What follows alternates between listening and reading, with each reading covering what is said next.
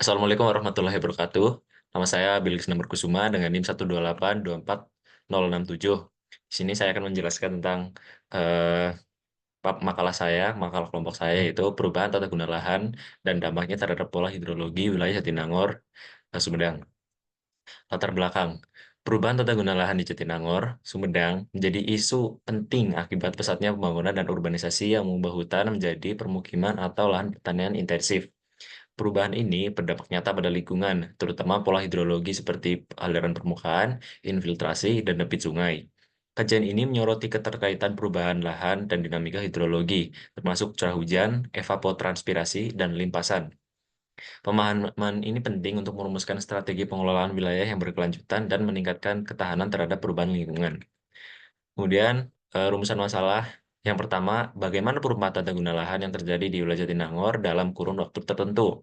Yang kedua, bagaimana perubahan tata guna lahan memengaruhi pola hidrologi di wilayah Jatinangor. Yang ketiga, apa dampak hidrologis yang timbul akibat perubahan tata guna lahan.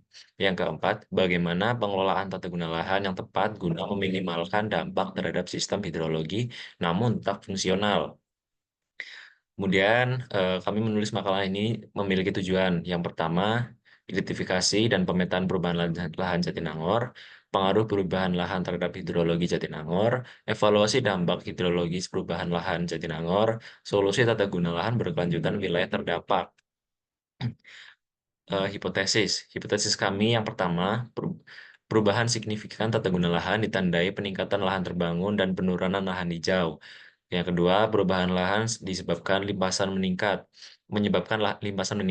infiltrasi menurun, pola hidrologi wilayah alami perubahan signifikan. Yang tiga, perubahan lahan sebabkan banjir lokal, air tanah berkurang, kualitas air ikut menurun drastis. Yang keempat, pengelolaan lahan berkelanjutan, kurangi dampak hidrologi, tetap jaga fungsi sosial dan ekonomi. Kemudian metodologi. Metode. Penelitian ini menggunakan metode deskriptif kuantitatif dengan analisis spasial dan temporal untuk mengidentifikasi perubahan tata guna lahan di Jatinangor serta dampaknya terhadap pola hidrologi melalui interpretasi citra satelit, data hidrologi, studi literatur, dan data sekunder. Teknik pengumpulan data kami menggunakan dua teknik, yaitu pengumpulan data sekunder dan studi literatur. Pada pengumpulan data sekunder, data yang didapat adalah data penggunaan lahan, data curah hujan, dan debit sungai, peta topografi dan geologi, dan dokumen perencanaan wilayah. Tinjauan pustaka. Tinjauan pustaka yang pertama adalah konsep tata guna lahan. Definisi tata guna lahan. Perubahan tata guna lahan adalah peralihan fungsi lahan dari satu jenis penggunaan ke lainnya, dipicu oleh faktor alami seperti maupun aktivitas manusia seperti urbanisasi dan pertumbuhan ekonomi. Lamin et al. 2001 menyebutnya sebagai fenomena kompleks akibat interaksi sosial, ekonomi politik, dan lingkungan. Dampaknya mencakup degradasi lahan, hilangnya keanekaragaman hayati, serta peningkatan risiko bencana. Karena itu, pemantauan akan pengelolaan perubahan lahan, tata guna lahan, sangat penting untuk mendukung pembangunan wilayah yang berkelanjutan. Yang kedua, perubahan tata guna lahan. Tata guna lahan adalah cara manusia memanfaatkan lahan untuk pertanian, pemukiman, industri, dan konservasi. Bria Solis pada tahun 2000 menyatakan bahwa tata guna lahan mencerminkan aktivitas manusia di permukaan lahan serta tujuannya, mencerminkan hubungan manusia dan lingkungan. FAO pada 1976 mendefinisikannya sebagai perencanaan dan pengelolaan lahan untuk menghasilkan barang dan jasa secara berkelanjutan, mencakup penggunaan aktual, kebijakan, dan peraturan yang mengatur pemanfaatan lahan tersebut. Kedua, konsep tata guna lahan. Konsep tata guna lahan itu dibagi menjadi tiga bagian, yaitu hidrologi, pola hidrologi, dan faktor pengaruh pola hidrologi. Hidrologi mempelajari gerak, distribusi, dan kualitas air dalam berbagai bentuk di atas dan bawah permukaan bumi, beserta proses fisik dan kimianya. Cakupannya meliputi potamologi, limnologi, hidrogeologi, kriologi, dan hidrometeorologi. Pola hidrologi tercermin dari pola aliran sungai yang dipengaruhi topografi, geologi, dan iklim, seperti dendritik, radial, trellis, dan lainnya. Pemahaman ini penting untuk perencanaan sumber daya air, prediksi hidrograf banjir, serta konservasi tanah dan air di wilayah rawan erosi. Faktor pengaruh pola hidrologi ada empat, yaitu topografi, struktur dan jenis batuan, iklim dan curah hujan. Yang terakhir adalah vegetasi. Dampak perubahan lahan terhadap pola hidrologi. Yang pertama, meningkatkan koefisien limpasan dan frekuensi banjir. Kajian sistematik di berbagai das menunjukkan eh, urbanisasi dan ekspansi pertanian menambah aliran permukaan serta mengurangi retensi tanah. Yang kedua, menurunkan base flow and cadangan air tanah. Analisis Landsat pada tahun 1999 sampai 2019 di DKI Jakarta mencatat penurunan vegetasi dari 35,5% menjadi 6,4%. Sementara luas lahan terbangun melonjak hingga 93,6%. Dampaknya, kenaikan runoff, penurunan base flow, dan banjir perkotaan berulang.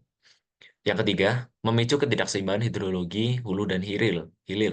Di banyak daerah, di banyak das hulu, misal Ciracea dan Citarum, deforestasi meningkatkan fluktuasi debit harian dan memperpendek waktu konsentrasi banjir, memperbesar risiko di wilayah hilir. Oh, ini ke copy 2 kali, jadi di skip. Pembahasan. Yang pertama, perubahan tata guna lahan di Jatinangor. Jatinangor mengalami perubahan tata guna lahan pesat sejak tahun 2000 dari lahan pertanian dan hutan menjadi permukiman dan fasilitas pendidikan seperti ITB dan Unpad. Area sekitar kampus besar kini didominasi permukaan kedap air, mengurangi fungsi resapan dan meningkatkan tekanan terhadap sistem hidrologi lokal. Data Bapeda pada tahun 2014 sampai 2016 menyatakan bahwa luas kebun turun dari 931,2 hektar ke 754,9 hektar total. Sawah berkurang dari 823,2 hektar ke 670,9 hektar, turun drastis. Permukaan bertambah dan lebih dari 110 hektar per tahun. Dapat dilihat di eh, tabel ini, kebun. Ini, bagian ini.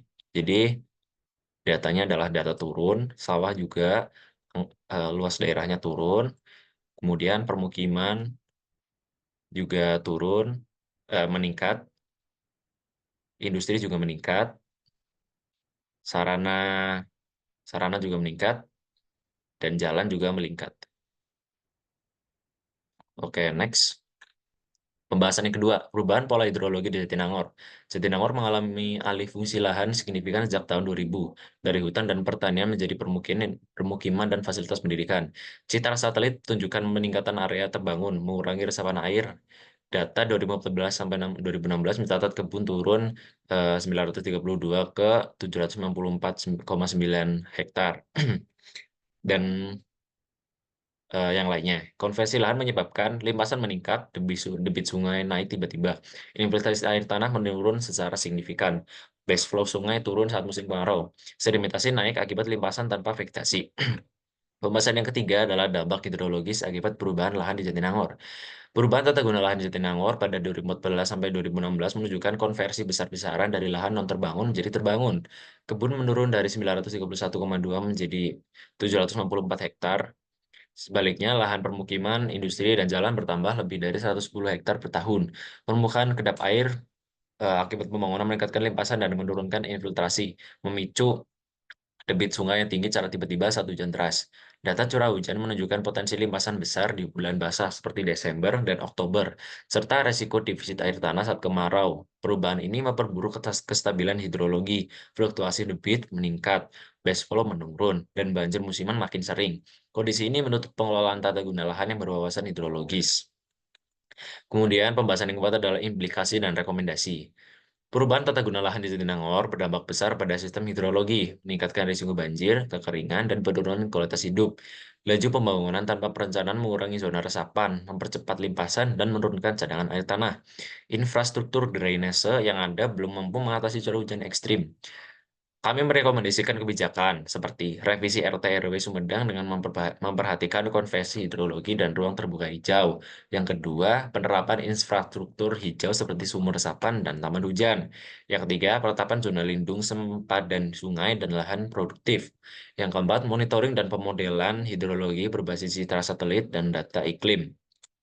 Yang kelima, edukasi masyarakat untuk mendukung keseimbangan tata guna lahan. Langkah ini penting demi pembangunan berkelanjutan dan ketahanan lingkungan di Jatinangor.